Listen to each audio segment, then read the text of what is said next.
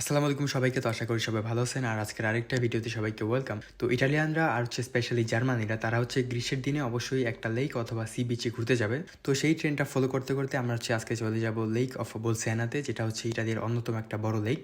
এটা মোটামুটি সেন্ট্রাল ইটালিতে অবস্থিত। আর এই নামটা যদি আমি ইটালিয়ান ভাষা বলি তাহলে লাগো দি বোলসেনা। আর এটার নামকরণ করা হয়েছে সাইডে যেহেতু একটা শহর আছে বোলসেনা নামের, তো এটা অনুযায়ী এটার নাম রাখা হয়েছে লাগো দি বোলসেনা।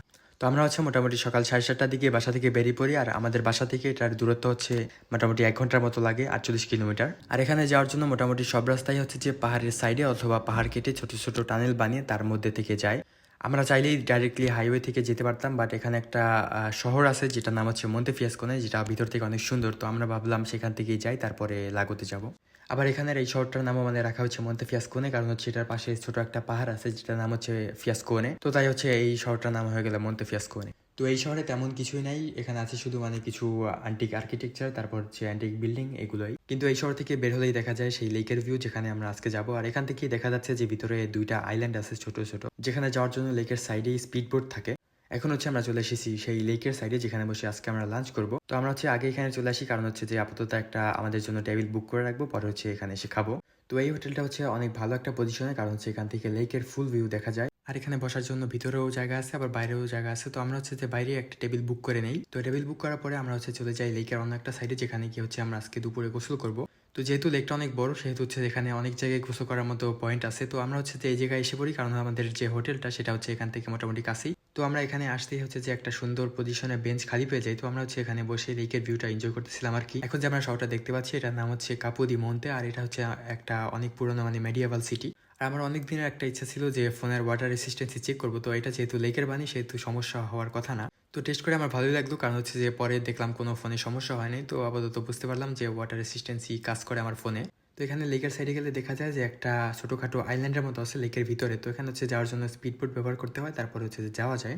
বাট আমরা আজকে যাবো না এখানে। তারপর যে আমরা গোসল করার পরে চলে যাই একটু হাঁটাচলা করতে লেকের সাইড দিয়ে। তো এখানে দেখলাম ক্যালিস্টানিক করার জন্য কিছু ইনস্ট্রুমেন্ট রাখা আছে। আমি এখানে কয়েকটা পুল আপ দিলাম আর কি, মজাই লাগলো। তো দেখতে দেখতে আমাদের যে লাঞ্চের টাইম হয়ে যায়। তো আমরা এখন চলে যাব আমাদের যে রেস্টুরেন্ট আছে, যেখানে একটা টেবিল বুক করে রেখেছি সেখানে। তো আমরা এই মেশিনটার মাধ্যমে যে পার্কিং ফিটা পে করে এখন আমরা চলে যাব রেস্টুরেন্টের দিকে। তো আমার কাছে এখানে রাস্তাটা অনেক ভালো লাগছে, কারণ যে এটা ক্লাসিক্যাল পিস দিয়ে রাস্তা বানানো, এটা যে পাথর দিয়ে বানানো। তো আমাদের রেস্টুরেন্টের কাছে আসতে দেখলাম এখানে একটা ফোয়ারা চালু হয়ে গেছে, এটা আগে বন্ধ ছিল। তো আমরা চাইলে এখানে গোসল করতে পারি। তো এটা রেস্টুরেন্টের ভিতরের সাইডে। আর এখানে আমরা এসেছি আমাদের টেবিলের নাম্বারটা কি জানতে, আর যে আমাদের খাবার অর্ডার করতে। তো আমার কাছে পার্সোনালি এই হোটেলের ভিতরের সাইডটা ভালো লাগেনি, কারণ যেহেতু এটা একটা 3 স্টার হোটেল, তো আমি এই ভিতর থেকে একটু বেশি কিছু এক্সপেক্ট করি। তো আমরা বাইরে বসতে যে আমাদের জন্য একটা পিৎজা নিয়ে আসে, যেটা যে চিজ দিয়ে বানানো। তো এটা যে টাইম পাস করার জন্য আর কি। তো ফাইনালি যে আমাদের আসল খাবার চলে আসার, এটার ইটালিয়ান নাম স্পাগেত্তি আলো স্কোলিও। এটা মূলত সি ফুড দিয়ে স্পাগেত্তি। আর স্পাগেত্তি যে ইটালিয়ান একটা স্পেশাল পাস্তা। যদিও এটা খাওয়া যে একটা ঝামেলার ব্যাপার, বাট এটা যে অনেক মজা ছিল আসলেই।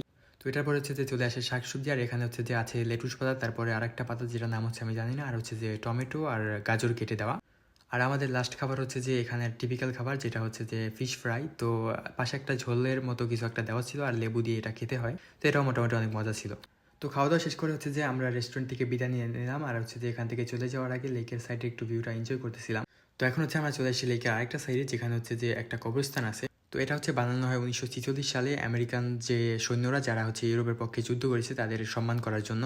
তো এই জায়গাটা যে জনবসতি থেকে অনেক দূরে হওয়ায় এখানে পাখি আর যে ঝিঝির ডাক ছাড়া তেমন কিছুই শোনা যাচ্ছিল। আর এখানে একদম অ্যাবসলিউট সাইলেন্স ছিল।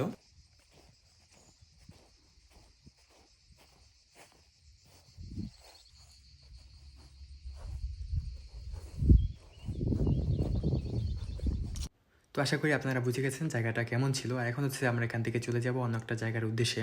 তো এখন যে আমরা লেকের আবার আরেকটা সাইডে যাব। তো লেকের আমরা আজকে মোটামুটি 3-4টা সাইডেই ঘুরলাম।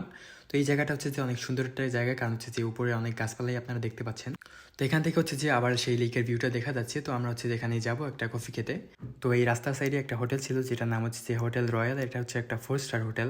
তো আমরা গাড়ি থেকে নেমেই চলে আসলাম যে লেকের ভিউটা এনজয় করতে। আর এটা যে একটা মোটামুটি বড় সড়ো পোর্ট। তো এখানে যে জেলেরা মাছ ধরে, তারা যে এখানে বোট পার্ক করে রেখেছে। তো আমরা একটা ছোটখাটো ক্যাফেতে চলে আসি, যেখানে একটা কোল্ড কফি অর্ডার করি। আর এখানে ভালোই লাগতেছিল, কারণ যে গাছপালা আর মোটামুটি একদম ঠান্ডা ছিল এখানে। তো মোটামুটি তাড়াতাড়ি আমাদের কফি চলে আসে। তো আমরা এখানে বসে কফি খাচ্ছিলাম আর ভিউটা এনজয় করছিলাম। তো আজকের দিনটা যে অনেক লম্বা ছিল। আর আজকে আমি অনেক খুশি, কারণ যে এত সুন্দর একটা জায়গায় ঘুরতে আসতে পারলাম আজকে।